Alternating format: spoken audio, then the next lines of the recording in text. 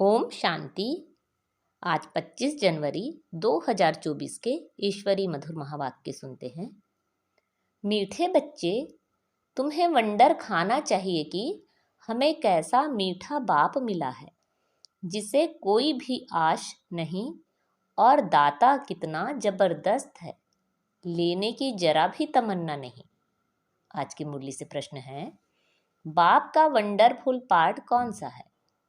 100% निष्कामी बाप किस कामना से सृष्टि पर आया है? उत्तर है, बाबा का वंडरफुल पार्ट है पढ़ाने का।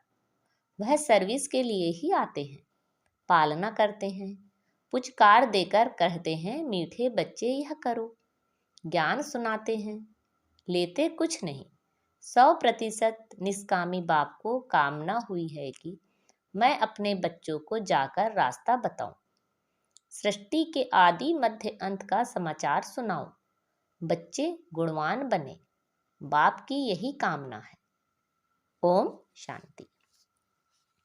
मीठे मीठे रूहानी बच्चों को रूहानी बाप ऐसा मिला हुआ है जो कुछ लेता नहीं, कुछ खाता नहीं, कुछ पीता नहीं, तो उनको कोई आश व उम्मीद नहीं है।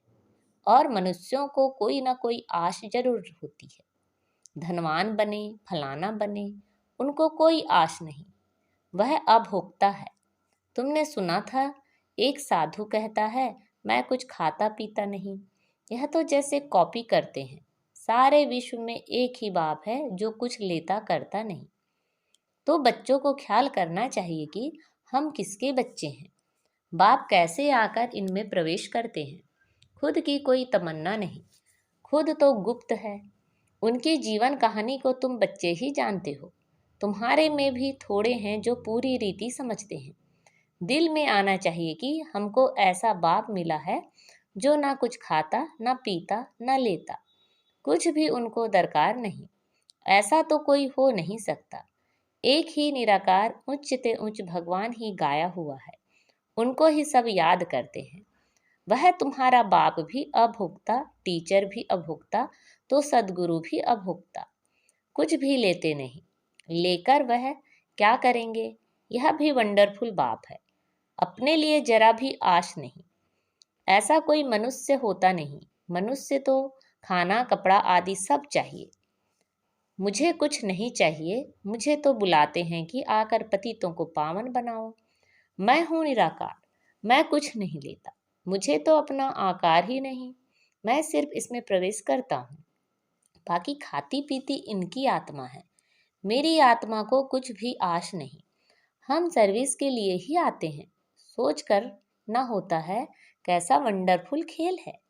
एक बाप सबका प्यारा है, उनको जरा भी आश नहीं, सिर्फ आकर पढ़ाते हैं, फलाना करते हैं, पुचकार देते हैं, मीठे बच्चे यह करो, ज्ञान सुनाते हैं, कुछ लेते नहीं। करन करावन हार बाप ही है। समझो कुछ शिव बाबा को दिया, वह क्या करेंगे? टोली लेकर खाएंगे। शिव बाबा को शरीर ही नहीं तो लेवें कैसे? और सर्विस देखो कितनी करते हैं, सबको अच्छी अच्छी मत देकर गुलगुल बनाते हैं। बच्चों को वंडर खाना चाहिए। बाप तो है ही दाता, दाता भी कितना जबरदस्त, और कोई तमन्ना नहीं। ब्रह्मा को भल फुरना है, इतने बच्चों की संभाल करनी है, खिलाना पिलाना है। पैसा जो भी आता है वह शिव बाबा के लिए ही आता है। हमने तो सब कुछ स्वाहा कर दिया। बाप की श्रीमत पर चल अपना सब कुछ सफल कर भविष्य बनाते हैं। बाप तो 100% निष्कामी है। सिर्फ यही फूरना है कि सबको जाकर रास्ता बताऊं, सृष्टि के आदि मध्य अंत का समाचार सुनाऊं। और तो कोई जानते नहीं, तुम बच्चे ही जानते हो। बाप टीचर के रूप में पढ़ाते हैं, फी आदि कुछ लेते नहीं। तुम शिव बाबा के नाम पर लेते हो, वहाँ रिटर्न में मिलता है। बाबा में यह तमन्ना है क्या कि हम नर से नारायण बने? बाप तो ड्रामा अनुसार पढ़ाते हैं। ऐसा नहीं कि उनको आश है कि हम उच्च ते उच्च तख्त नशीन बने। नहीं, सारा मदार है पढ़ाई पर, दैवी गुणों पर, और फिर औरों को भी पढ़ाना है। बाप देखते हैं ड्रामा अनुसार कल्प पहले मिसल इनकी जो एक्ट चलती है, साक्षी होकर देखते हैं। बच्चों को भी कहते हैं तुम साक्षी होकर देखो, अपने को भी देखो, हम पढ़ते हैं व नहीं, श्रीमत पर चलते हैं व नहीं, औरों को आप समान बनाने की हम सर्विस करते हैं व नहीं।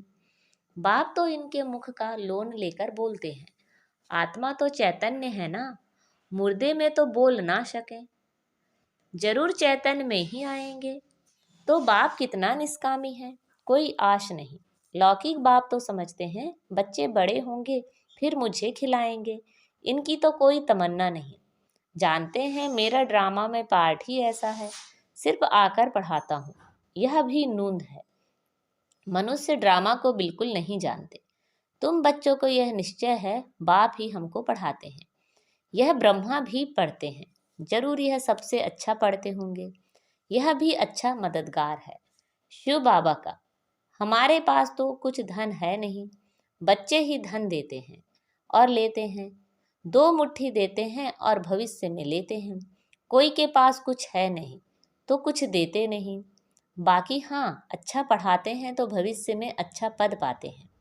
यह भी बहुत थोड़े हैं जिनको याद रहता है कि हम नई दुनिया के लिए पढ़ रहे हैं। यह याद रहे तो भी मन मनाभाव है, परंतु मनुष्य हैं जो दुनियावी बातों में सब बर्बाद करते हैं। बाबा क्या पढ़ाते हैं, कैसे पढ़ाते हैं, कितना उच्च पद पाना है, यह सब कुछ भूल जाते हैं। आपस में ही लड़ते झगड़ते टाइम वेस्ट करते रहते हैं। जो बड़ा इम्तिहान पास करते हैं वह कभी अपना समय वेस्ट नहीं करते, अच्छी तरह पढ़ेंगे, श्रीमत पर चलेंगे। श्रीमत पर तो चलना पड़े ना। बाप कहते हैं तुम तो नाफरमानदार हो, श्रीमत देता हूँ, बाप को याद करो तो भूल जाते हो, यह तो कमजोरी कहेंगे।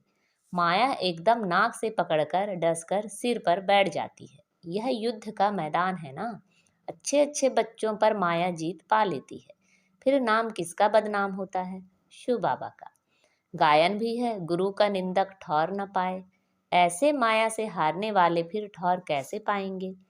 अपने कल्याण के लिए बुद्धि चलानी चाहिए कि हम कैसे पुरुषार्थ कर बाबा से वर्षा लूं, अच्छे अच्छे महारथियों जैसा बनकर सबको रास्ता बताऊं। बाबा सर्विस की युक्तियां तो बहुत सहज बतलाते हैं। बाप कहते हैं तुम मुझे बुलाते आए हो, अब मैं कहता हूँ कि मुझे याद करो तो पावन बन जाएंगे।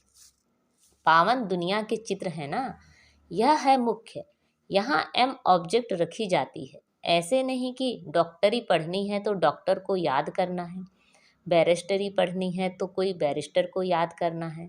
बाप कहते हैं सिर्फ मुझ एक को याद करो, बस मैं तुम्हारी सब मनोकामना पूर्ण करने वाला हूँ। तुम सिर्फ मुझे याद करो, भल माया तुमको कितना भी हैरान करे, फिर भी युद्ध है ना, ऐसे नहीं फट से जीत पा लेंगे। इस समय तक एक ने भी माया पर जीत नहीं पाई है, जीत पाने से फिर जगत जीत होने चाहिए। गाते हैं मैं गुलाम तेरा, यहाँ तो माया को गुलाम बनाना है, वहाँ माया कभी दुख नहीं देगी। आजकल तो दुनिया ही बड़ी गंदी है, एक दो को दुख देते ही रहते हैं। तो कितना मीठा बाबा है जिसको अपने लिए कोई तमन्ना नहीं। ऐसे बाप को याद नहीं करते व कोई कहे हम शिव बाबा को मानते हैं, ब्रह्मा बाबा को नहीं, परंतु यह दोनों इकट्ठे हैं, बिगर दलाल सौदा हो ना सके। बाबा का रथ है, इनका नाम ही है भाग्यशाली रथ। यह भी जानते हो सबसे नंबर 1 ऊंचा है यह। क्लास में मॉनिटर का भी मान होता है, रिकॉर्ड रखते हैं। नंबर 1 सिखी लदा बच्चा तो यह है ना। वहाँ भी सब राजाओं को इनका श्री नारायण का रिगार्ड रखना है। यह जब समझे तब रिकॉर्ड रखने का अक्ल आए। यहाँ सब रिकॉर्ड रखना सीखो तब वहाँ भी रखो, नहीं तो बाकी मिलेगा क्या? शिव बाबा को याद भी नहीं कर सकते। बाप कहते हैं याद से ही तुम्हारा बेड़ा पार होता है, बेहद की राजाई देते हैं। ऐसे बाप को कितना याद करना चाहिए, अंदर में कितना लव होना चाहिए। इनका देखो बाप से कितना लव है। लव हो तो सोने का बर्तन बने, जिनका बर्तन सोने का होगा उनकी चलन बड़ी फर्स्ट क्लास होगी। ड्रामा अनुसार राजधानी स्थापन होनी है, उनमें तो सब प्रकार के चाहिए। बाप समझाते हैं बच्चे तुम्हें कभी भी गुस्सा नहीं आना चाहिए, समझना चाहिए हम अगर सर्विस नहीं करते तो गोया टाइम वेस्ट करते रहते हैं। शिव बाबा के यज्ञ की कोई सर्विस नहीं करेंगे तो मिलेगा क्या? सर्विसेबल ही उच्च पद पाएंगे। अपना कल्याण करने के लिए शौक रखना चाहिए। नहीं करते तो पद भ्रष्ट करते। स्टूडेंट अच्छा पढ़ते हैं तो टीचर भी खुश होगा। समझेंगे यह हमारा नाम बाला करेंगे। इनके कारण हमको इजाफा मिलेगा। बाप टीचर आदि सब खुश होंगे। अच्छे सपूत बच्चों पर माँ बाप भी कुर्बान जाते हैं। जो बहुत अच्छी सर्विस करते हैं तो बाप भी सुनकर खुश होते हैं। जो बहुतों की सर्विस करते हैं उनका जरूर नामाचार होगा। उच्च पद भी वही पा सकेंगे। रात दिन उनको सर्विस का ही ओना रहता है। खान पान की परवाह नहीं रहती। समझाते समझाते गला घुट जाता है। ऐसे सिखी लदे सर्विसेबल बच्चों को ही उच्च पद पाना है। यह तो 21 जन्मों की बात है, सो भी कल्प कल्पांतर के लिए। जब रिजल्ट निकलेगी तब समझेंगे किसने सर्विस की, कितनों को रास्ता बताया।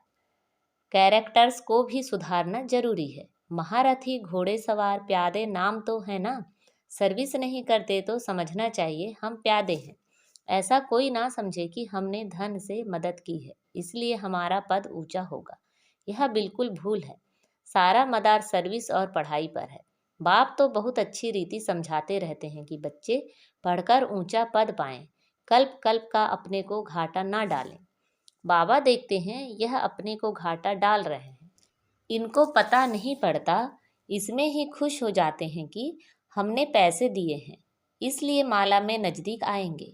परंतु भल पैसा दिया लेकिन नॉलेज नहीं धारण की, योग में नहीं रहे तो वह क्या काम के। अगर रहम नहीं करते तो बाकी बाप को क्या फॉलो करते हैं। बाप तो आए ही हैं बच्चों को गुलगुल बनाने। जो बहुतों को गुलगुल बनाएंगे उन पर बाप भी बलिहार जाएंगे। स्थूल सर्विस भी बहुत है। जैसे भंडारी की बाबा बहुत महिमा करते हैं, उनको बहुतों की आशीर्वाद मिलती है। जो जितनी सर्विस करते हैं वह अपना ही कल्याण करते हैं। अपनी हड्डियां सर्विस में देते हैं, अपनी ही कमाई करते हैं। बहुत हड्डी प्यार से सर्विस करते हैं। जो खिटपिट करते हैं वह अपनी ही तकदीर खराब करते हैं। जिनमें लोभ होगा उन्हें वह सताएगा। तुम सब वानप्रस्थी हो, सबको वाणी से परे जाना है। अपने से पूछना चाहिए सारे दिन में हम कितनी सर्विस करते हैं। कई बच्चों को तो सर्विस बिगर सुख नहीं आता। कोई कोई को ग्रहचारी बैठती है, बुद्धि पर व पढ़ाई पर। बाबा तो सबको एक रस पढ़ाते हैं। बुद्धि कोई की कैसी होती, कोई की कैसी होती है। फिर भी पुरुषार्थ तो करना चाहिए, नहीं तो कल्प कल्पांतर का पद ऐसा हो जाएगा। पिछाड़ी में जब रिजल्ट निकलेगी तो सब साक्षात्कार होंगे। साक्षात्कार करके फिर ट्रांसफर हो जाएंगे।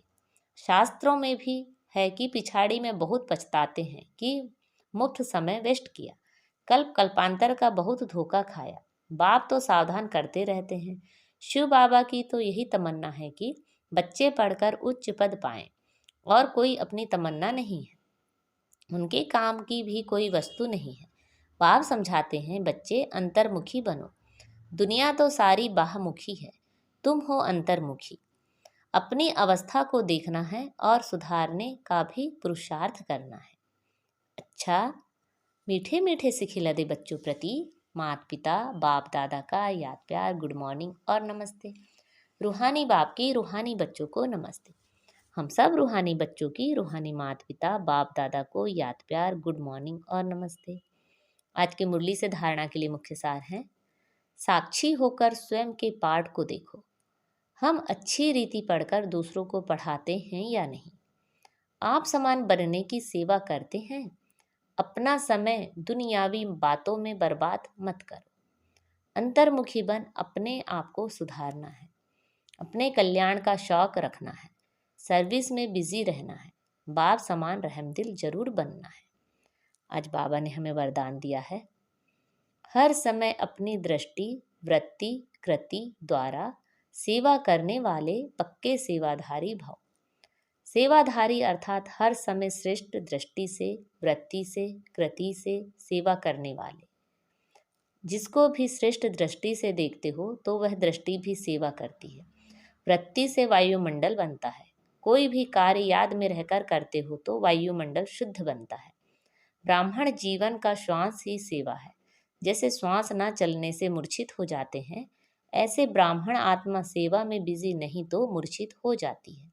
इसलिए जितना स्नेही उतना सहयोगी, उतना ही सेवाधारी बनो। आज का स्लोगन है, सेवा को खेल समझो तो थकेंगे नहीं, सदा लाइट रहेंगे। अब अव्यक्त साइलेंस द्वारा डबल लाइट फरिश्ता स्वरूप स्थिति का अनुभव करो। सदा डबल लाइट स्थिति में रहने वाले निश्चय बुद्धि निश्चिंत होंगे, उड़ती कला में रहेंगे। उड़ती कला अर्थात ऊंचे ते ऊंची स्थिति। उनके बुद्धि रूपी पांव धरनी पर नहीं, धरनी अर्थात देह भान से ऊपर। जो देह भान की धरनी से ऊपर रहते हैं वह सदा फरिश्ते हैं। उनके संपर्क में जो भी आत्मा आएगी वह थोड़े समय में ही शीतलता व शांति की अनुभूति करेगी। अच्छा, ओम शांति।